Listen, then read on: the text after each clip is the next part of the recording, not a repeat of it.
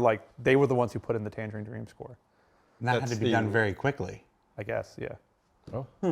What year was Legend? 86? 85?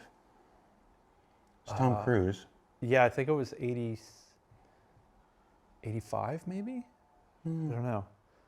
My instinct was 89, but that feels way too late. No, that's way too late. That's way too late. I think it was before Top Gun. Are you thinking of Legends of the Fall? No. Legend was not 82. Legend did not come before Risky Business. No, it was definitely, I mean, he was very young. So I think it was pre. Legend was not 1982. I think it was 83 or 84. Hi, welcome to Star Citizen Live. Legend, starring Tom Hardy and Tom Hardy. 2015, that's not the right one. 1985. 85, okay. 1985, yeah. It's basically that and Back to the Future. They're pretty much the same movie. Because when was, Top Gun was what, 86? Top Gun was 86. Okay. Yeah. No, whatever else anybody ever wants to say about Tom Cruise, his choice of directors, like he hooks up with just his list of directors is a murderer's row. Oh, yeah. Do you hear that there's an Edge of Tomorrow 2 in development now? It's been in development for years. Does it take place on the same day? I hope so. Here they called it Live, Die, Repeat. Finally tomorrow. Or they called it Live, Die, Repeat here. It's just, it should be twice. Like Bill just They did it in the States. Live, Die, Repeat, Live, Die, Repeat. Like that should just be what it's. In the US, they changed it to Live, Die, Repeat. Did they? Yeah, it was sort of a post-release, like even after it came out on DVD, I think they changed it. But yeah, it was a Fun movie. Weird choice. Hi, everybody. I have no idea if any of that's gonna be in the YouTube version. If you're watching this on YouTube later, this is either a normal start or we just burn the first 90 seconds with talk about Tom Cruise movies. Welcome to show Star Citizen Live. I'm your host, Jared Huckabee. If you've never seen Star Citizen Live before, it's where we take a period of time out of the end of our week. Usually it's an hour. In days leading up to CitizenCon with all of our different requirements, sometimes it's going to be a little less, sometimes it's a little more. I think we had an episode the other week that was like an hour 17. So it might be a little bit less, probably won't be a little bit more. I got a tight 5. You got a tight 5. Where we take some time out of the end of our week, we sit down with our developers, we chat. We find out a little bit about them. We have a couple of different formats within Star Citizen Live. There's the game dev format, which we've been doing for the last couple of weeks, where we invite people, we set up a computer, and we actually watch them work for a while I do some peanut gallery stuff on the side. We've got the Q&A, where we put up a thread on Spectrum and invite you to submit your game-related questions to the team. We ignore like at least a third of them because they're not related to the team that's actually being interviewed, and then we ask the rest of them, they answer them.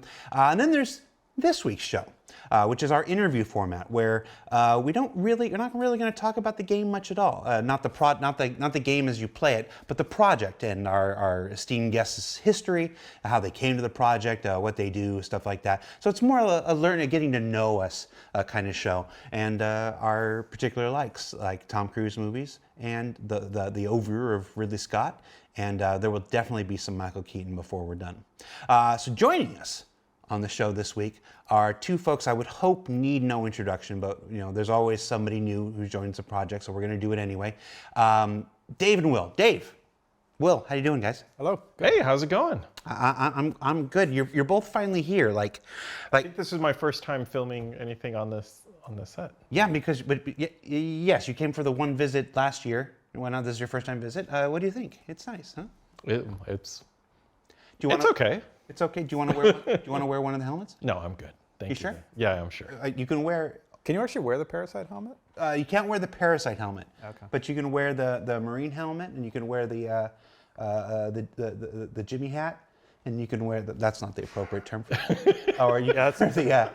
You wear the They're beautifully made. It's an impressive collection. I have an oddly shaped head, so I feel like. You want to try one? No, And I don't like helmets.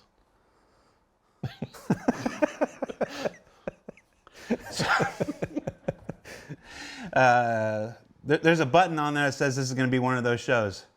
We're learning so much. Tom Cruise helmets. That's right. So Will, because you're in the hot seat here, tell everybody who you are, what you do for Star Citizen. Hi, I'm Will Weissbaum. I'm the associate narrative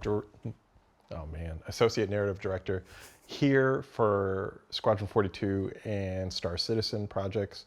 I've been with the company and just celebrated my 10-year anniversary. So it's been a clear decade developing narrative, lore, stories, writing dialogue, writing backstory pieces, writing design guides to help branding and art, and the mission team create what they can create. And yeah, it's a heck of a lot of fun. I feel really honored to be part of the project and hopefully making stuff that you all out there are excited about. 10 years. Do you remember what month did you start? My start date was, I think it was May. May 2014? Yeah, that would be 10 years. Nobody's ever looked at Jared Huckabee and said that guy knows math. So 10 years. So yeah, you're just ahead of me there as far as your I was going to say terminology. That's not the right word. Your Tenure? Tenure. Nobody ever looked at that guy and said he's vocabulary. Yeah, I do have tenure now, so I can't be fired. So that's great. All right. So look at this camera. And say whatever And you on want. to All right. Dave, tell everybody who you are and what you do. I'm Dave Haddock. I'm the narrative director here at Cloud Imperium. So yeah, work on Squadron 42, Star Citizen. Basically, what Will does as well. Better? and in high heels. Yeah. Backwards. Yeah, and I dance. But yeah, just been working on basically like building the fictional universe, writing the scripts. You know, obviously both of us were very heavily involved with the Squadron 42 like production when we actually shot in London. We were down there for that. But yeah, otherwise helping to build out SC and the PU and content for the planets, and we're starting to kind of tackle some of the sort of social dynamics now in the persistent universe and the social areas and stuff like that. But yeah, just basically, you know, neck deep in story and character and dialogue and scripts. And you're one of the first 5 or 6 people who joined the company. You're up there. Yeah. Yeah, probably 5 or 6. 5 or 6. Yeah, I mean it's just Chris, Sandy, Ortwin. Yeah. Ben was on, Forrest was doing some stuff. And then there were some people who were kind of helping on the side. Hannes was doing stuff. Paul was doing stuff. Yeah, a couple of people on the side. Sean Tracy was there, and those are on the side. He wasn't technically an employee yet, but they were kind of volunteering their skills and free time and stuff like that. you know. So I asked that because that's a lot of what I want to talk about here. Sean Tracy? Sean Tracy, basically. He's not here to defend himself. No, that's fair. So, for Inside Star Citizen, we just hit our 500th episode. Wow, congratulations. Yeah, you know, carrying that legacy back through Around the Verse and through Wingman's Hangar and whatnot. As there's this concept of companies as these static, unchanging, unevolving, ungrowing entities. I don't think it's absurd to say that the Blizzard of 1998 is not the Blizzard of 2004 when I worked there. It's not the same as the Blizzard of 2024. You know, it's the Microsoft, the same thing, Google, the same thing. We're no immune to that. We have grown, we have evolved, we have changed over. Yeah, we're just like Microsoft and Google. You know, that's not what I meant. This change is inevitable. So one of my big interests is in not maintaining that history, but at least not losing it. Those old days are always really important to me because that's when I discovered the project and stuff.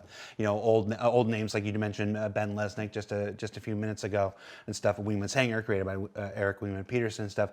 So part of what I want to talk to you about this episode is called Narrative History. And I want to talk to you about your history and your time with the project and stuff and coming to it. So Dave, because you were here first, if you don't mind, I'm going to start with Dave. How did you connect with Chris Roberts and CIG? Dave, it's okay. Can I take this? Yeah, go for it. Knock it out. I mean, if you know, go ahead. It was sort of a weird path. My background was in film, so I worked in production. And I did sound, I did some editing, I did a bunch of sort of writing on the side, trying to get something off the ground with very little success. But I had actually was an intern at Chris's production company in LA. So Adam Weezer, who's also on the narrative team, was there as well. That's how I know him. John Schimmel.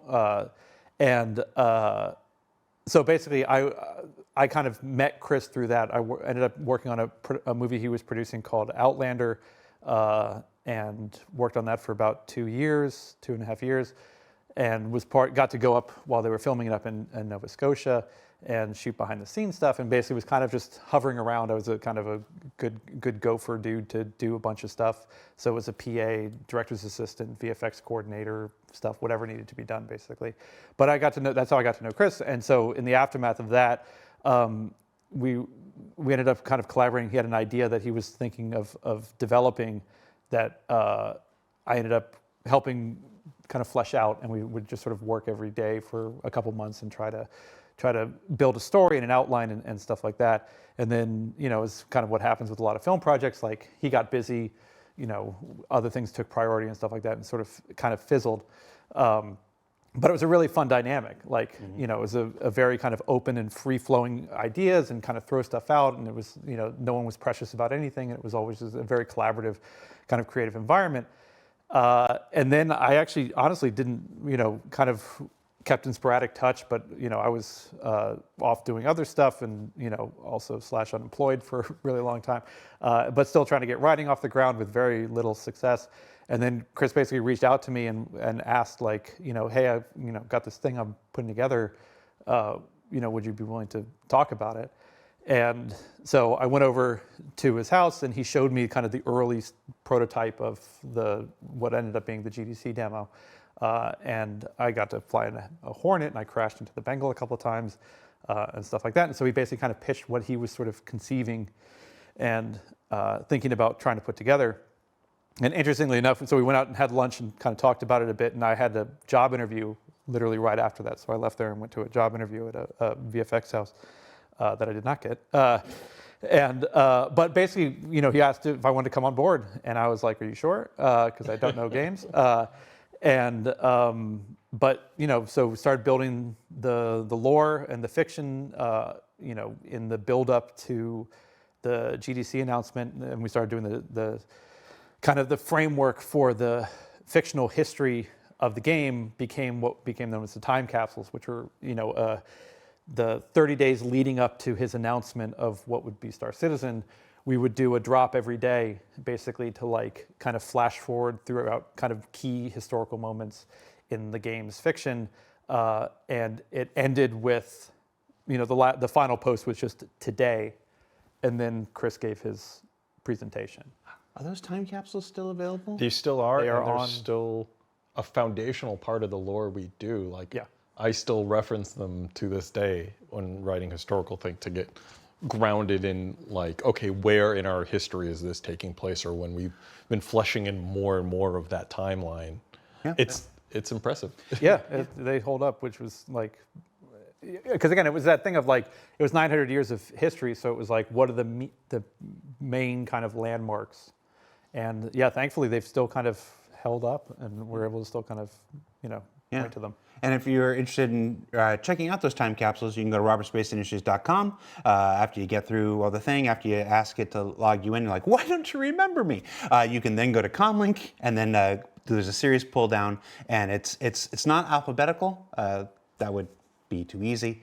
But somewhere in the middle there, you'll see time capsule, and you can find all those Comlinks. And then I would sort it by old to new. So you start basically with present day, and then it'll take you all the way up to. But it's a great crash course. We had to do kind of an onboarding lore primer thing, and that's my first recommendation is like, if you want a real high level overview of what the kind of crux of the universe is, start with the old and go to the modern day, and you'll be kind of conversational. Before we go forward, I want to step back a little bit. You met Chris before Star Citizen. Mm-hmm. What was he like? What was your impression of Chris when you first met him? And remember, you have tenure, so you can't be fired. I didn't know you did an impression of Chris. Well, I mean, the irony was that I played Wing Commander growing up, and actually sold Wing Commander 2 and 3 when I worked at Babbage's in high school. So that was why when I saw the job posting at his production company, I was like, oh, cool. Like I knew his games going into it. But it was cool, I mean, again, it was an office, so it was like, I was working front desk and reading scripts and, getting coffee and doing the usual stuff. But yeah, it was a cool dynamic. It was like I said, Adam Weezer with the company was there at the time, and John Schimmel was president of production there and stuff like that. So it was a really fun group of people, and had a blast there. You mentioned Chris isn't precious about some of those things. I've found that in my time. He's not afraid of the better idea. Mm-hmm. If a better idea enters the conversation, it doesn't really matter where it comes from. There's no like, oh well, you shouldn't have an opinion on this or whatever. If a better idea is introduced, like it's like, well, can we do that? Yeah, that sounds good. And that's actually, it's one of the things that is both. You're just going to be completely candid here. It can be a source of frustration, but also tremendous freedom and capability. Oh yeah, that's Pete. Hi, Pete. Floater. Okay. And that's that.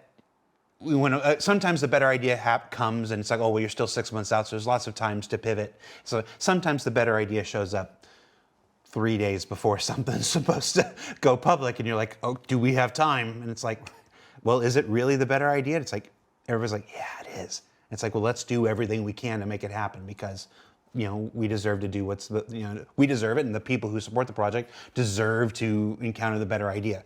Now, does it always end up being the better idea? That's up for debate. Right. But at the time, we always think it's a better idea. And I always really like that. When people ask me about what it's like to work here, I always cite that Chris's acceptance of the better idea, no matter who it comes from, where it comes from, and when it comes from, and how that tends to filter down to the directors and everybody. Yeah, it's about making the best game that we can make. Mm-hmm. And so it's or the best video, the best trailer, the best post, the best whatever. Yeah, it affects everything now. Yeah, I mean we're always blazing new trails, I think, in a lot of what we do, and we don't tend to hold the course just because it's the course we're on, right? Now, of course, deadlines and production discussions and costs and all that kind of stuff still factor into discussions. I've been there where it's like, well, we can't do this now, or we're working on this, so let's wait. But that vision gets set, and we're always moving towards it. So, I think it's interesting. There's a lot of. I mentioned the frustration that come to us. There's also frustration that our players can sometimes feel when the course isn't held. When it's like, okay, we've had a better idea and we're going to change this. We thought it was going to be this, and then when we got there, somebody had a better idea. We really think this other direction is somewhere better to go. There are many instances of that happening over the course of Star Citizen's 12 years. I also think simultaneously that there has been a bedrock foundational element to the project from day one that like we can keep pointing back to and being like, no, we said this is what it is. Like we drift away, but we come back to like, are we addressing what we want to make? What is the core of Star Citizen, and how do we get there? So. Yeah. Of course, I'm sure if you asked 100 Star Citizens, you'd get 95 different answers about what Star Citizen is supposed to be. We've all got this idea and stuff like this, and that's part of the unique thing of 5 studios around the world. It's synthesizing everybody's idea into a whole, and stuff like that. So, how long were you here before Will was here? 2 years. 2 years. So what were those? I'm trying to go the halcyon days, the glory, the halcyon, right. Obviously the better days. What do you remember of those first days? What do you remember? What was CIG like? I do know Dave ate at the same restaurant every day before I came on board. That is true. Yeah, I'm a very lazy eater. It's more about just needing sustenance. So I found like that place is good. I'll just go there. And so I just went to literally the same place. Was it that sandwich shop on Santa Monica? No, it's Tender Greens.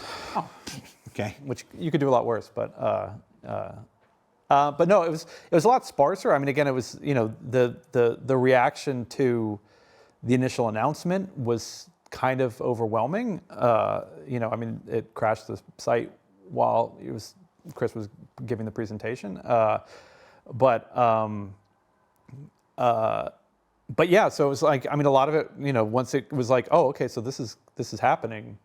It became I was doing 3 dispatches a week. I had the Cal Mason story, the Kid Crimson story, and a news dispatch. So it was like Monday was Cal Mason, Wednesday was news dispatch, and Friday was Kid Crimson installments. So it was a lot, and then we started doing Jump Point on top of that. So I was doing short stories for that and fiction. But it was like kind of solidifying, like, oh, okay, so we need to figure out all the things that we sort of glazed over in our initial conversations of like, well, what's in the Vandal really like and stuff like that. Like starting to dive into that, starting to kind of test out storylines and outlines for Squadron 42. What's the story going to be? Talking with Chris about that and kind of getting his download of like where he'd like to see the story go, and starting to sketch out ideas for that, characters. It was sort of, it was an interesting time because it was very like, oh wow, we're doing this thing. And again, like at the time, I was hoping it was going to do well, as I was working on it and I was getting excited about the project. But again, you have projects that start up, especially in, working in films where it's like, there's a lot of interest and then it wanes and something comes together. It seems like it's going to happen, then it falls apart, so you get kind of guarded about, getting too excited about stuff so you don't get too crestfallen. But when it actually starts to kind of kick off, it's like, oh, okay, well, all right, where do we start? What do I do now? So. You mentioned the Kid Crimson. I've talked to you about the Kid Crimson a number of times. That was my favorite series. That's Tales of Kid Crimson. What were the Cal Mason stories called? Cassandra's Tears. Oh, I don't know why that association with that. So Cassandra's Tears is Cal Mason. Cal Mason, this isn't a secret, but Cal Mason's a character in Squadron 42. Well, now it's not a secret. Spoilers. Check IMDb; it's there. Also, there's like "Form up, Cal," in the video, the whole line last year. So these short stories aren't just random stories that not all any random stories that just also exist in the universe. Some of them actually feature characters that the eventual players will encounter. Yeah. It's always been. It's been an ongoing discussion about it over the years. People have consistently sort of asked, like, are these actual events that are happening? Are they fictionalized events? And we always kind of skirt the line of like, they're sort of fictionalized accounts of real people who do exist. So. Yeah, I think for the most part it shakes out that those story series are stories in Star Citizen. Yeah. So some of them are maybe based on true things, but the way they're told in the details, it's still like you can imagine someone in SC reading a book called Cassandra's Tears. Yeah. Well, and I think the early comparisons too were always the kind of like, we want to ultimately do like this, the Sky. Are we going to do the Skyrim books that you can find and stuff like that? And it was like, maybe we take these and they can just be those stories that you find throughout the universe. Yeah, I remember my very first Squadron shirt said "Cal is my wingman." Yeah. On the back, it's like that. So. That was always my confirmation that he's actually in the game. Even before I came to work here. All right, so at this point, we're in May 2024 or 2014. 2014, yeah. How did you get hooked up with the project? I was actually previously I'd been working at Sony Santa Monica, and on what? Huh? On what? It was an unannounced project that ended up not going forward, and so there was a bit of a reduction in workforce, caught up a whole bunch of people. And allowed to say what? You're allowed to say what it was? No. Okay. Tell me later. Previously I'd been working on the God of War titles, but they were trying to develop a new IP, and it didn't end up happening. And so Sony, as kind of a consolation prize, held a job fair with all the local game studios and invited them out to be like, hey, unfortunately we're letting a bunch of talented people go, come and meet them.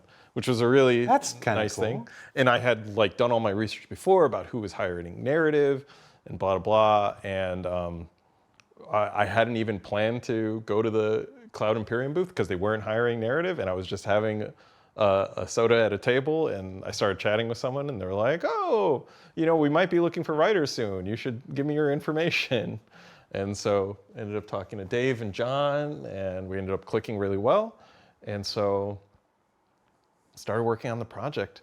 And it was funny, at the time in our smaller office in Santa Monica, I would be sitting on a little chair like this with my laptop on my keyboard with Dave and John in the office. Well, wasn't it the irony when the day you started, I was out of town? Yeah, I think something like that. I think I was over here. They also gave me a desk, and then the next week when I came in, it was gone. Oh, right. And I was like, what happened?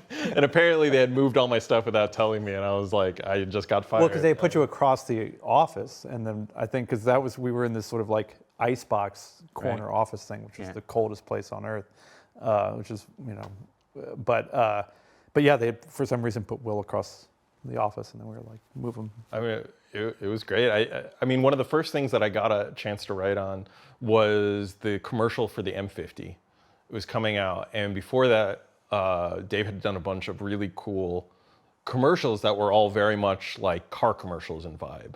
So it was kind of a challenge at that point of like, okay, could we do one of the ship commercials that wasn't in tone? And that's kind of how the idea of Jax came about. Yeah, that was the first Galactic Gear. Yeah, of Jax like, theory. yeah. So who created Jax? Yeah. So totally original idea, not based on anything. And he liked Legally distinct. So it was kind of mind-blowing too, because like I was used to working on video game projects that were like you did something and then worked on it for 4 or 5 years in secret and then it came out. But I wrote that script, and I think like within 2 months or something like that, they had produced this amazing cinematic, and it was out there and people were reacting to it. And that's kind of like, I fell in love with the project for the immediacy of writing a lore post and going and reading what people were saying about it and being like, oh, they're right about that. Or like, oh, they didn't understand what I was going for. I got to get better at doing that. And it was a really interesting way to write. I've never had that experience before. I very much relate to that. Before the pandemic, I was approached by another game to basically, hey, you want to come over and do what you do, but for us? And you know, I wasn't interested, but I was like, you know, I took the conversation. Who was it? And I like it's I don't know, it's a big field full of stars, and and the first question I asked was, how often do I get to publish? How often, you know, how many videos? And they're like, well, it won't be for a few years. You just kind of film for a couple years, and then there'll be a handful of stuff towards release. And I'm just like, no, I'm addicted to the immediacy. I'm addicted to the I can have an idea for a show, put all the pieces in motion, film it, edit, put it out in just under 7 days and stuff like that. Yes, we try to have ideas more sooner. I think last week I gave up the entire schedule for the rest of the season. So it's not always like that, but sometimes there have been a number of occasions when the show that we had intended to go out with the next week can't. Like the feature just doesn't work. Like the Game Cap guys who are saints, they're just like, it does not work. We cannot capture any footage. It's just not there. And I'm like, oh, so we've lost next week's show. Okay, now I have to invent an entirely new show from scratch, you know, in 7 days. And that's actually how Sprint Reports were born way back in the day. You know, a piece of my history there. But yeah, that immediacy is a big project. And before we go on, I want to shout out. I want to make sure we didn't bury that. Sony layoffs this year and last year have been brutal, just effing brutal. I didn't use my one swear. Just brutal for the game industry. And to hear a story like that, where it's like sometimes these things are unavoidable. It's you know, economic downturns, whatever. The project didn't work out, not going to make it. Not every Titan can be pivoted to Overwatch. You know, that they realized they had to let people go, and they set up a job fair, and they invited a whole bunch of other game studios and said, "Come meet these people. They're fantastic. We just can't keep them." Yeah, that is mind blowing to me. Yeah, it was pretty awesome. Sony Santa Monica. Good job. Now, I know at the beginning we said no company is a monolith and they change over time. I have no idea if that's how they still are, but at least at that point, that's just, I have big respect for that. I have big respect for that for them. All right, so your first thing was Jax. Yeah, pretty up there. I'm sure I did some stuff on the website before that, but that was stuck in my head. And then like a year later, we were shooting Squadron already. So like there was like just a flurry of activity on getting all of that shore up for our first big performance capture shoot. and getting to go over here to the UK and travel and stuff. Yeah, that's exactly where I want to go next. So this is about a year out from the PF shoot when you start. You start, and about a year later, there's gonna April that big 2016. so May to April, you're gonna have that big shoot at Imaginarium, Andy Serkis's performance capture stage down in where was it? Ealing. Ealing. Tell me about the run up to that, because I'm sure you had drafts. I'm sure you had bits and pieces and like bullet point stuff, but now you've got to. Yeah, we had. I mean, drafts is putting it mildly. I mean, chapter 1 had 82 drafts. Chapter 1 of Squadron 42 had 82 drafts. 82 drafts. I mean, again, some of those are minor changes, some were heavier changes. Yeah. But it was a lot of rewriting. But we ended up doing just to better overlap with the UK. It was like 2 months, where we were going into the office in Santa Monica at like 4 o'clock in the morning. Basically, it was like we would work from 4. And LA is, as you know, like the traffic there is awful. And so we ended up kind of screwing ourselves, because the idea was like, all right, well, we'll go super early, so that gives us more time to work with or be online the same time as like the S42 design team, so we can ask questions if on the fly as we're writing and churning out this content, and working with them on like what's the latest flow and all this stuff. But yeah, we ended up kind of screwing ourselves, because the idea was like, well, if we start at 4 in the morning, like we kick off at like 2 in the afternoon. But LA traffic is so bad that it would take 2.5 hours for me to get home. Right. So I would just end up staying till 6 anyway. Yeah. So it was just, it was a dumb idea. But yeah, so we did that, and we were like kicking out a lot of drafts and just basically hammering out scripts for a couple months leading up to the shoot. How does that process work? Is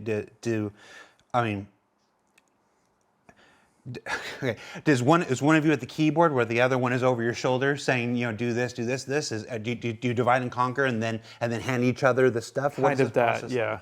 It was a lot of divide and conquer. It was, because usually it would just be like, hey, you grab this chapter, I'll grab this chapter, whatever. And then, do a draft, swap. Give notes and and then rewrite. But yeah, we don't usually like sit and hammer stuff out at the same time. No. So.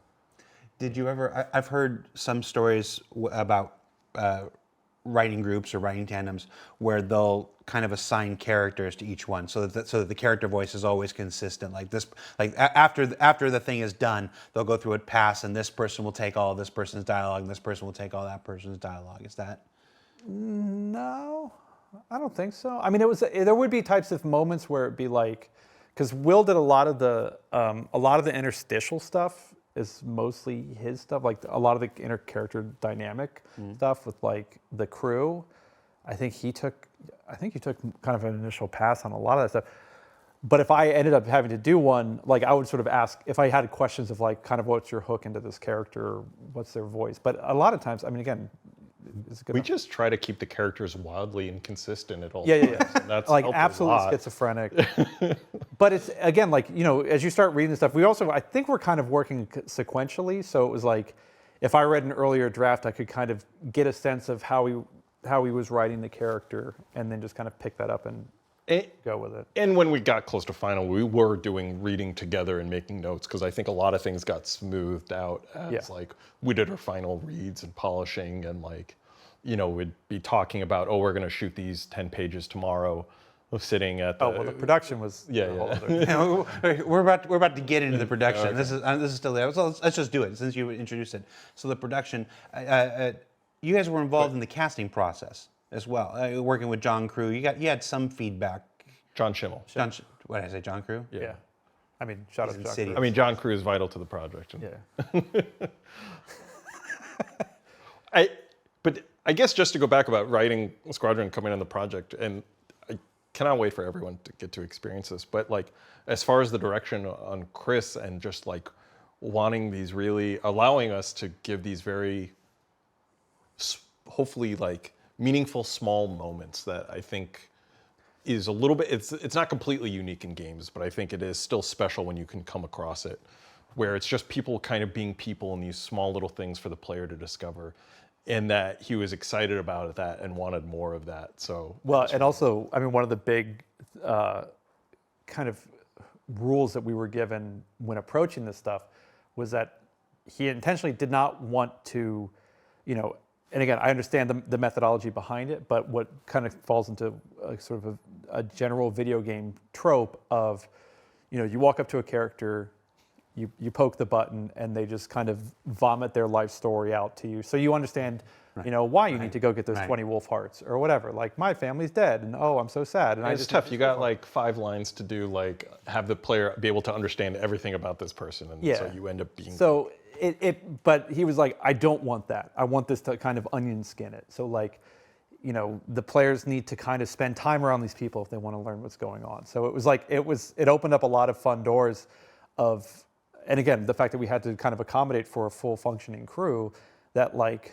you could just place these little vignettes and moments scattered around the ship of just people being people. And we don't force it on. Like, hopefully the players, if they're not interested in diving deeper into the narrative, then they can just run past it, and it's fine. There are going to be those streamers when the time comes who's just like straight line, doesn't interact with anything, just goes from one mission to the next mission, just fight, finish. Well, and I also like the fact that we accommodate for that. Like, that to me is kind of a nice thing. That you'll still have a deep, hopefully meaningful experience, even if you're like, screw all these NPCs, I don't care about them, I'm here to shoot stuff. Yeah, I just want to do mission to mission to mission, So, at the production, you guys spend 3 months down in Ealing? It seemed like broken up a little more at the beginning. We were there a lot. 4.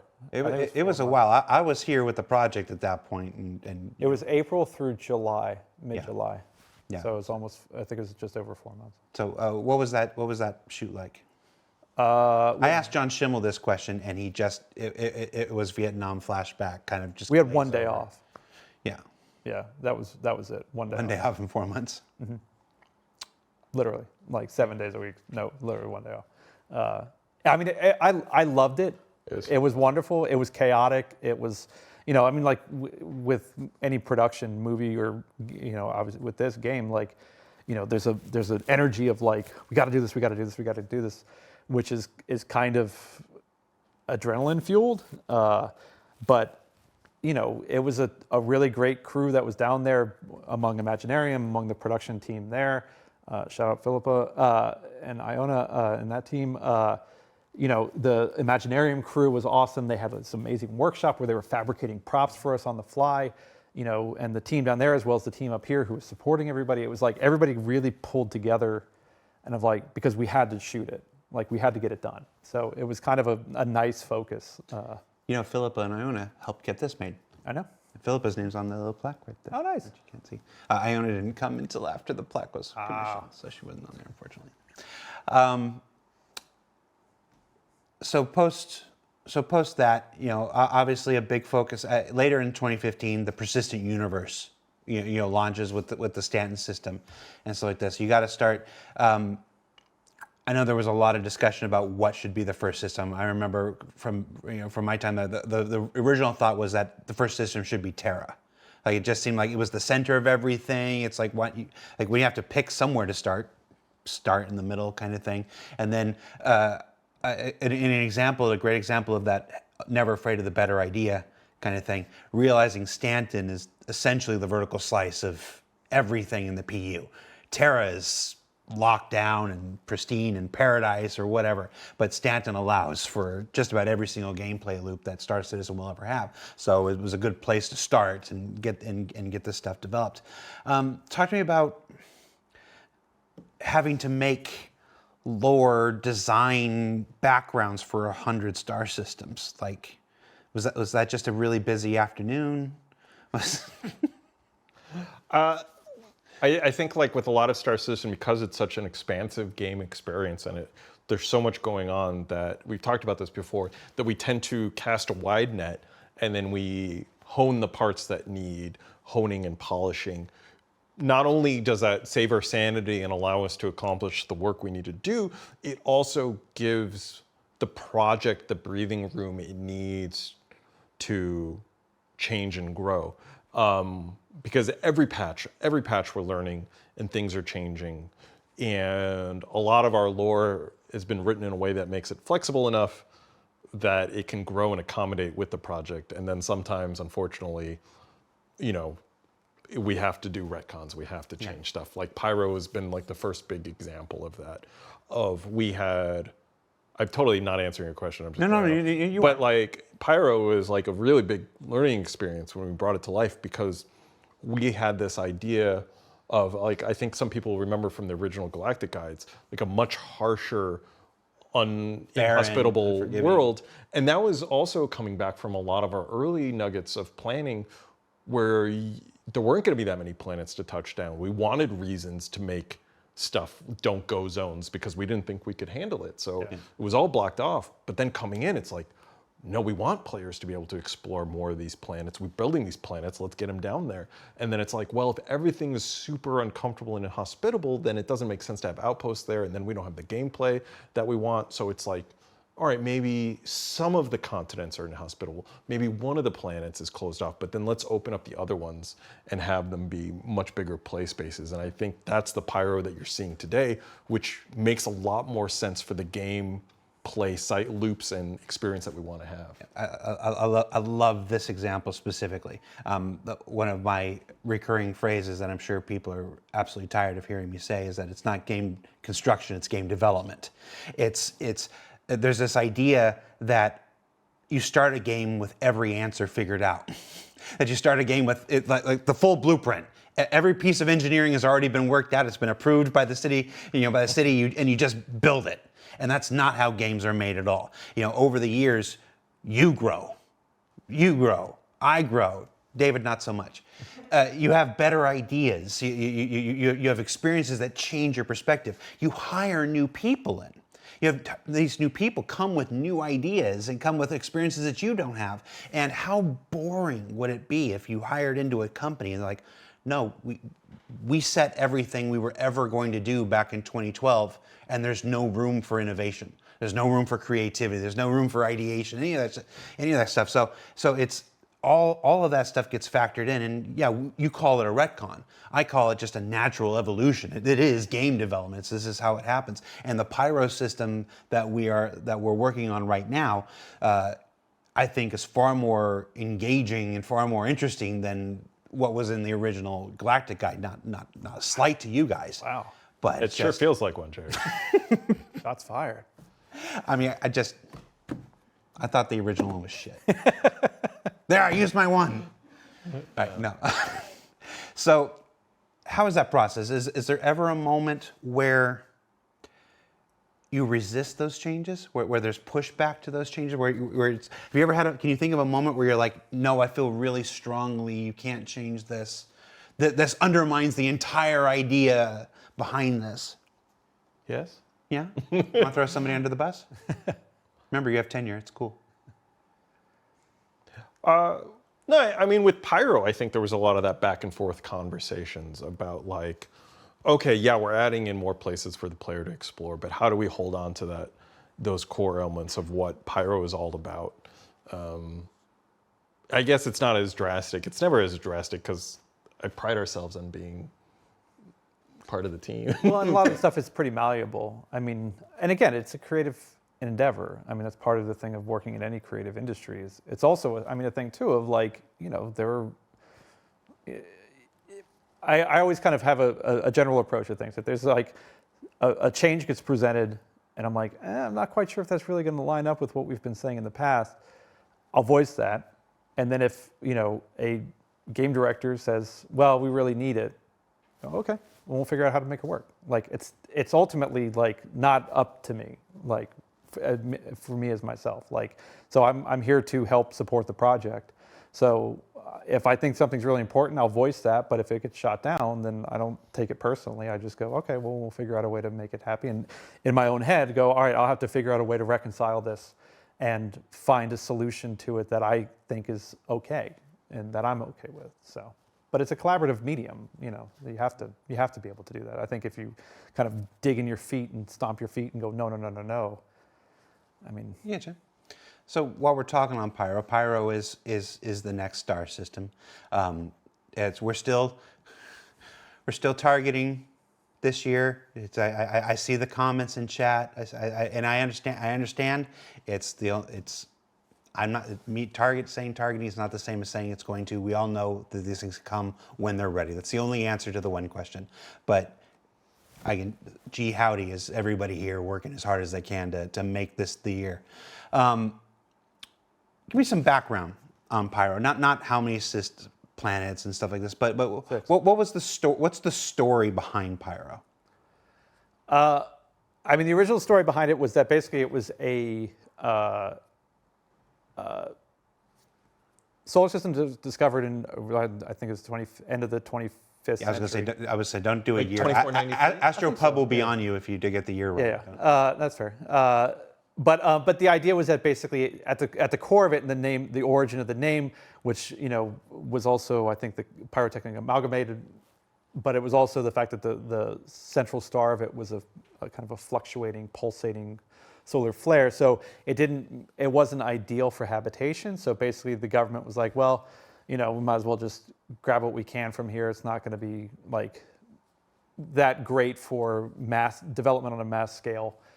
So we'll just kind of sell mining rights to it, and they can just kind of grab resources and call it a day. And then kind of the adjustment, while the planets may have been more like habitable, traveling there was really dangerous at the time because of the flare star, and we have it in lore that human shield technology really took off post the Tavaran War.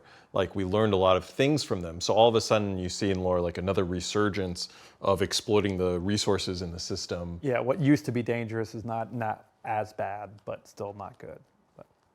And there was a big resource grab, and it depleted a lot of the stuff. Now, on a player scale, there's still a lot there. A lot of times when we say depleted, we mean on a massive industrial scale that can't support like thousands of workers in a unified way. But someone who's out there with their pickaxe in a tunnel can still hit the mother load. So, right. What caused the exodus? What caused, there was a period where everybody was like, Pyro is the next big thing, kind of like a gold rush, if you will, and then that changed. There's been repeated gold rushes throughout its history as new jump points have been discovered, as new technology has allowed them to access more of the system's resources. But then those money rushes keep falling away, and there's been kind of permanent infrastructure. In a lot of reasons, because it's still a dangerous system with the flare star at the heart of it, just kind of makes it not a nice place to live long term. So you have people come, take what they can, and then get out. And so, go on. Well, and in those lapsed periods in between, you have other elements moving into the system and setting up, because it's sort of an unmonitored area. So you have the proliferation of kind of these squatters and these outlaws and whatever who are sort of using the system, which again is kind of increasing the danger to people who are just trying to fly through or trying to, earn a living or whatever.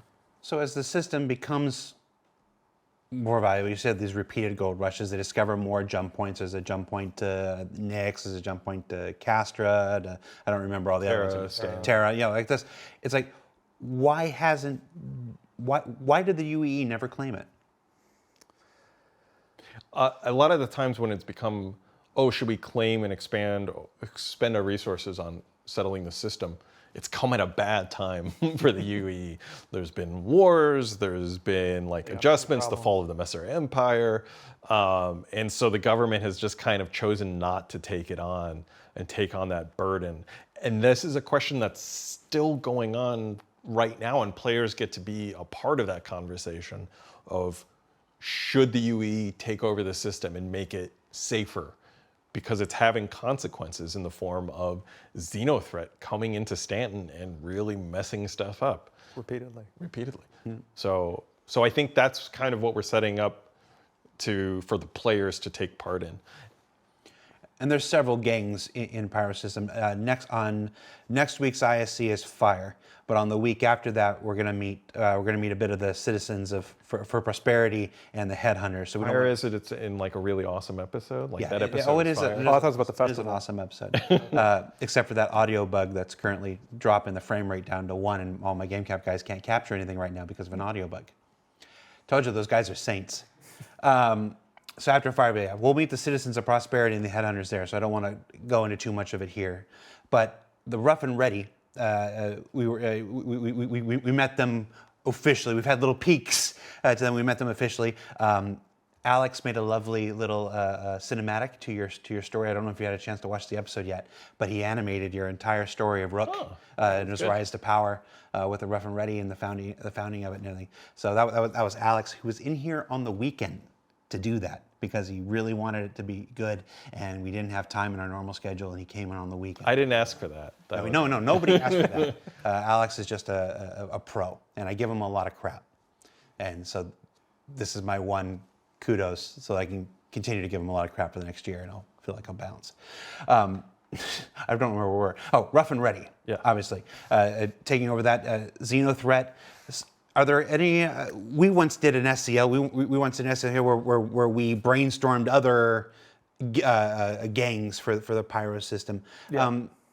Without being precise, I mean, how many different factions? How chaotic is the story? And I'm only speaking to the story of this place. The reality will be the reality. But storyline-wise, how many people are vying over this? How many groups are there? Well, again, this is just fictionally, we had outlined Xenothreat, Fire Rats, Dark Side Rovers, Hollow Boys, who are the Vigilantes? Overlords. I helped with that one. Gravola, I think. You're doing great. Thank you. Got more than me. And then there was I think it was like the Lost Ones or something like that. It was like a human trafficking or sentient trafficking group that everyone hated. Well, everyone hates Xenothreat. I feel like Xenothreat's the one that nobody. Yeah, they're pretty. Yeah, I mean, the Headhunters particularly, but yeah. I mean, and to foreshadow a little bit, right now we're exploring the idea that some of the gangs from neighboring systems are now pouring in and putting resources into Pyro. So that's hopefully something that'll be. Might be on the verge of another gold rush. Yeah. No, if you're curious, if you're a subscriber, in the subscriber exclusive store, you'll have access to 6 variants of Overlord armor that were designed over 6 key characters within the Overlord gang. It was one of the earliest things I did back when I ran the subscriber program. It was a really happy time with me and Adam. Shout out to Adam, getting to flesh that out. And he let me give them all my favorite G.I. Joe names and stuff. For this, like, no, these guys need to have like G.I. Joe style code names and stuff. So little miniature contribution I got to make to the lore. Because Xenothreat is kind of, I guess they're cool armors. I said I shouldn't talk about it much, but like Xenothreat had a unique place in the Outlaws because they weren't financially driven, they're politically driven, and that's make them take risks that I think a lot of the other outlaw groups in Pyro aren't happy about. Because there's been renewed attention on the system. Yeah, they're outlaws only because they're vigilantes. It's their they're out there trying to do their version. They're terrorists, basically. They're trying to implement like political change through violence and the textbook thing. But again, it's like Will said. Headhunters hate the fact that they're attracting so much attention because now security forces are focused back on Pyro, and they're like, just let us do our thing. So. We're almost out of time. Oh no! Yeah, we're almost out of time. I mentioned them earlier. There are lore, narrative, backstory thing is not everybody's cup of tea. We mentioned those people who will just run through Squadron. There are people who play Star Citizen and they never read any of the logs. The book where you canonized lore is my leak of 2015. Which I still really appreciate. That's what got canonized. Thank you guys. But probably the person out front as far as the lore is Astropub, sometimes known as Astro Historian, depending on which YouTube thing. He always makes these great videos where he dives deep into the lore and everything. He's also kind of annoying. Would you change something right now? Just think of anything right now and just willfully change it, retcon it right now to drive him crazy. It doesn't have to be big. I'm abusing my power. No?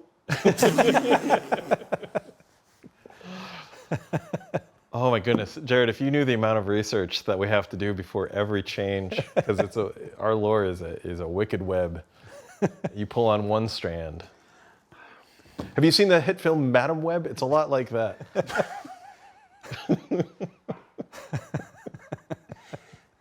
Assholes just make shit up. Oh, that's 3. Uh-oh. Oh no. I have to do the dance of shame. All right, folks, that about does it for this week's Star Citizen Live.